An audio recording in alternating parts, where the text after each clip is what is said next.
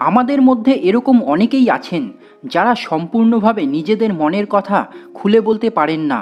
এই ধরনের মানুষেরা সমাজে খুব সহজে কারোর সাথে মিশেও যেতে পারেন না বা সবার সামনে সহজে নিজেকে মেলে ধরতেও পারেন না।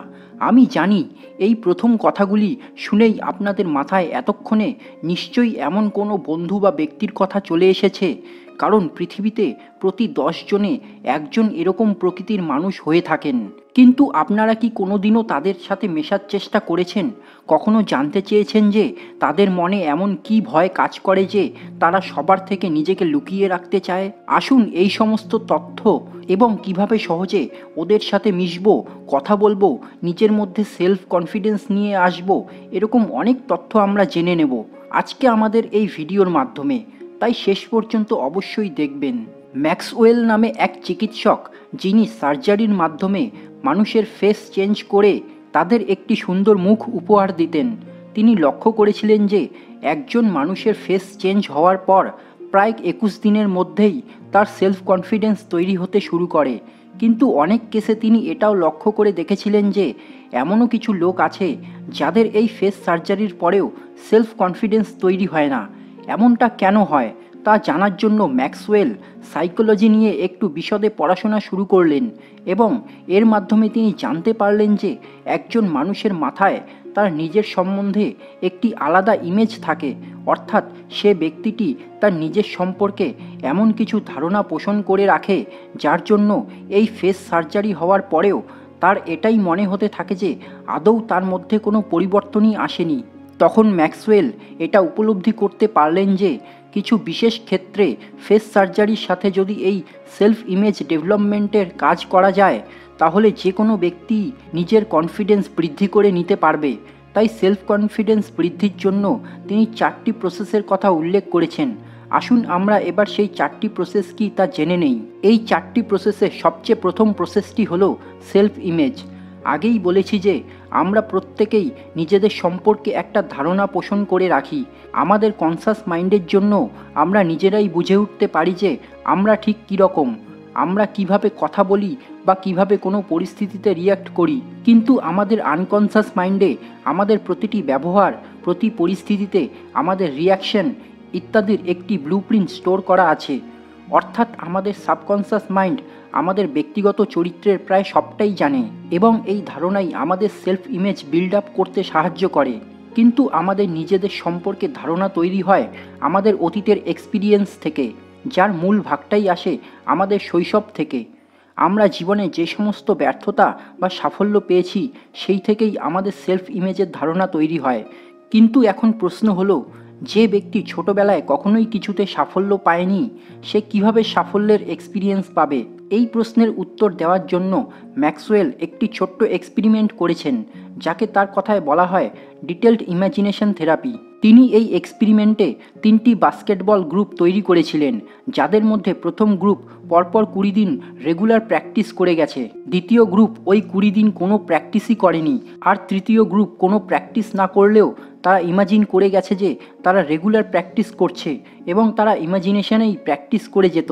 এই 20 দিন পর যখন ম্যাক্সওয়েল এই 3টি গ্রুপের পারফরমেন্স চেক করলেন তখন তিনি দেখলেন যে প্রথম গ্রুপ প্রায় 24% ইমপ্রুভ করেছে, দ্বিতীয় গ্রুপ কোনো ইমপ্রুভ করেনি, আর তৃতীয় গ্রুপ প্রায় 23% ইমপ্রুভ করেছে। অর্থাৎ প্রথম গ্রুপ 20 দিন প্র্যাকটিস করে পারফর্ম করতে সক্ষম হয়েছে, তৃতীয় গ্রুপ শুধু ইমাজিনেশনের মাধ্যমেই তা অ্যাচিভ করতে পেরেছে। এই এক্সপেরিমেন্ট এটাই প্রমাণ করে দেয় যে মানুষের ইমাজিনেশন কতটা পাওয়ারফুল হতে পারে এবং ম্যাক্সওয়েল এটাই দাবি করে এসেছেন যে তার চেনা অনেকেই এই ইমাজিনেশন থেরাপির সাহায্য নিয়ে নিজেদের সাকসেস গ্রাফকে এক নতুন উচ্চতায় নিয়ে যেতে পেরেছে। আসলে আমরা যদি বারবার ভাবতে থাকি যে আমরা জিতব, আমরা ঠিক পথে এগোচ্ছি, এই পথে এইভাবে চললেই আমাদের জয় নিশ্চিত, তাহলে আমরা সত্যি সাফল্যের খুব কাছে চলে যেতে পারবো। কিন্তু আমরা যদি বারবার মনে করি যে আমরা ঠিকভাবে এগোচ্ছি না বা এইভাবে এগোলে আমাদের সাফল্য আসবে না, তাহলে সত্যি আমরা সাফল্য থেকে অনেক দূরে থেকে যাব। একবার ম্যাক্সওয়েলের একজন ছাত্রী তাকে জানিয়েছিলেন যে তিনি দাঁতের ডাক্তারের কাছে যেতে ভয় পাচ্ছেন এবং এই ইমাজিনেশন থেরাপির মাধ্যমেও কোনো সাফল্য পাচ্ছেন না। তখন ম্যাক্সওয়েল তার ছাত্রীকে জানিয়েছিলেন যে সে যেন আধ ঘন্টা একদম নির্জন একটি স্থানে বসে একটি দাঁতের ডাক্তারখানায় তার সাথে কি কি ঘটতে পারে তা একদম ডিটেলে ইমাজিন করতে। ওই ছাত্রীটি আধ ঘন্টা ওই রকম ডিটেল ইমাজিনেশন করার পর জানায় যে এবার তার কনফিডেন্স গ্রো করেছে। আসলে ডিটেল ইমাজিনেশন সবসময় রিয়েল এক্সপিরিয়েন্সের সমান হয়, তাই আমরা কোনো বিষয় নিয়ে যতটা ডিটেল ইমাজিনেশন করতে পারবো সেটি আমাদের সাফল্যে ঠিক ততটাই প্রভাব ফেলবে। সেলফ ইমেজ বিল্ড আপ এবং ডিটেলড ইমাজিনেশন থেরাপি সম্পর্কে জানার পর এবার আমরা জানবো আমাদের তৃতীয় প্রসেস সম্পর্কে। এই প্রসেসটিকে সাইকোলজির ভাষায় বলা হয় ডিহিপটোনাইজ ফলস বিলিফ থেরাপি। ম্যাক্সওয়েল এই প্রসেসটি সম্পর্কে বিস্তারিতভাবে বলার জন্য তার এক বন্ধুর উদাহরণ দিয়েছিলেন। তিনি জানিয়েছেন যে তিনি যখন স্কুলে পড়তেন তখন তার এক সহপাঠী ছিল, সে অঙ্কে প্রচণ্ড দুর্বল ছিল। সে অঙ্কের একটা ছোট্ট প্রবলেমও কোনোদিনও ঠিক করে করতে পারতো না, যার ফলে তার মার্কস অন্যদের থেকে অনেকটাই কম আসতো। পরিস্থিতি এতটাই খারাপ ছিল যে একদিন তার টিচাররা তার বাবা মাকে ডেকে সাফ জানিয়ে দেয় যে তাদের সন্তান অঙ্কে প্রচণ্ড দুর্বল এবং তারা যেন তার থেকে খুব বেশি এক্সপেকটেশন না রাখে। কিন্তু একদিন ম্যাক্সওয়েলের ওই সহপাঠী একটি এমন কাজ করে দিল যাতে পুরো স্কুল তাজ্জব থেকে যায়। একদিন ম্যাক্সওয়েলের ক্লাসে তাদের ম্যাথস টিচার একটি জটিল অঙ্ক বোর্ডে লিখে দেন এবং তার স্টুডেন্টসদের সেটি সমাধান করতে বলেন। কিছুক্ষণ পর ম্যাক্সওয়েলের ওই বন্ধুটি উঠে দাঁড়ায় এবং তার টিচারকে উত্তরটি বলে, কিন্তু তার কথা শুনে পুরো ক্লাসের সমস্ত স্টুডেন্টস হেসে ফেলে। এরপর ম্যাক্সওয়েলের ওই বন্ধুটি বোর্ডের কাছে যায় এবং সম্পূর্ণ অঙ্কটি কষে সমাধান করে ফেলে। যখন টিচার দেখলেন যে ওই সমাধানটি সম্পূর্ণ ঠিক, তখন তিনি তাজ্জব হয়ে গিয়েছিলেন, কারণ তিনি বিশ্বাস করতে পারছিলেন না যে অঙ্কে এত দুর্বল একটি ছেলে কি করে এই প্রবলেমটি সলভ করে নিল। এরপর ওই ছেলেটির অঙ্কই সবচেয়ে পছন্দের বিষয় হয়ে ওঠে এবং তারপর থেকে লাগাতার সে অঙ্কে প্রচুর মার্কস পেতে থাকে। ওই দিন সকলের মতো ম্যাক্সওয়েলও তার সহপাঠী এই একদিনে এক্সপার্ট হয়ে যাওয়ার ঘটনায় তাজ্জব হয়ে গিয়েছিলেন।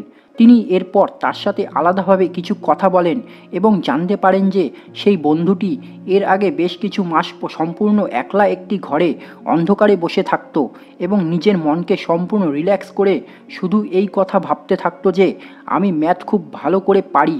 প্রায় আধ ঘন্টা এই কথা চিন্তা করে সে অঙ্ক কষতে বসতো। প্রথম দিন সে লক্ষ্য করে দেখে যে সে 2টি অঙ্ক কষতে পেরেছে।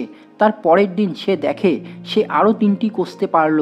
এইভাবে সে প্রায় কয়েক মাস অঙ্ক প্র্যাকটিস করতে থাকে এবং একসময় সকলের অজান্তেই সে ম্যাথে দুর্দান্ত হয়ে উঠেছিল।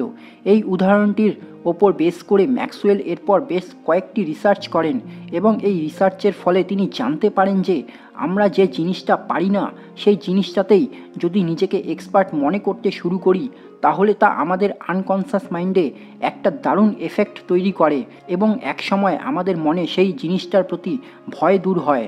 এই ভয় দূর হওয়ার পরেই আমাদের মনে সেই বিষয়টি ঠিকভাবে করতে পারার কনফিডেন্স বিল্ড আপ হয় এবং এই কনফিডেন্স আমাদের সেই বিষয়ে অনেকটা দক্ষ করে তুলতে সক্ষম করে। এই প্রসেসকেই বলা হয় ডিহিপটোনাইজ ফলস বিলিফ থেরাপি। আমাদের চতুর্থ প্রসেসটি জানানোর আগে একটি ছোট্ট ঘটনা আপনাদের সাথে শেয়ার করে নিতে চাই।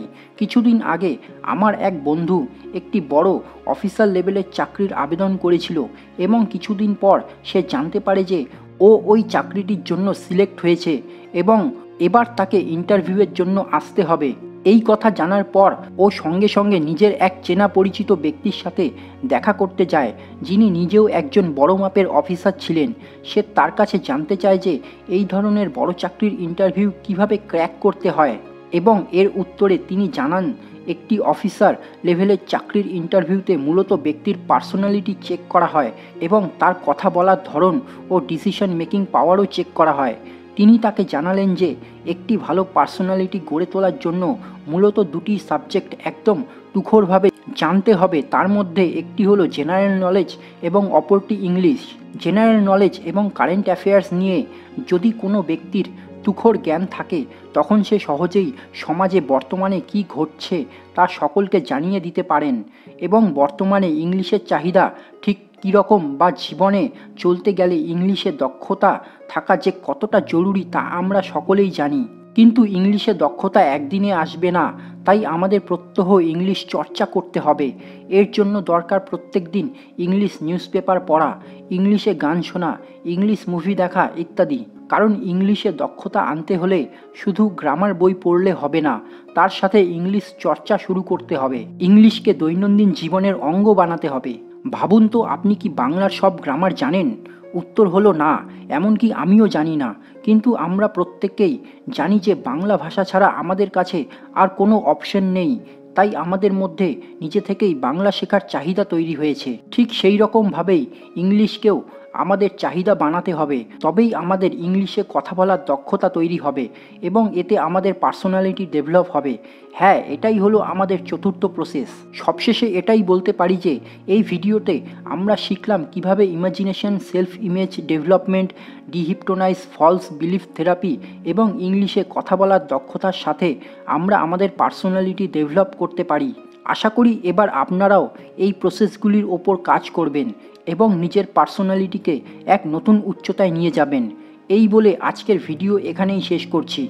আপনাদের যদি ভিডিওটি ভালো লেগে থাকে তাহলে অবশ্যই ভিডিওটিকে লাইক ও কমেন্ট করতে ভুলবেন না এবং অবশ্যই আপনাদের বন্ধুদের সাথে ভিডিওটি শেয়ার করে দিন।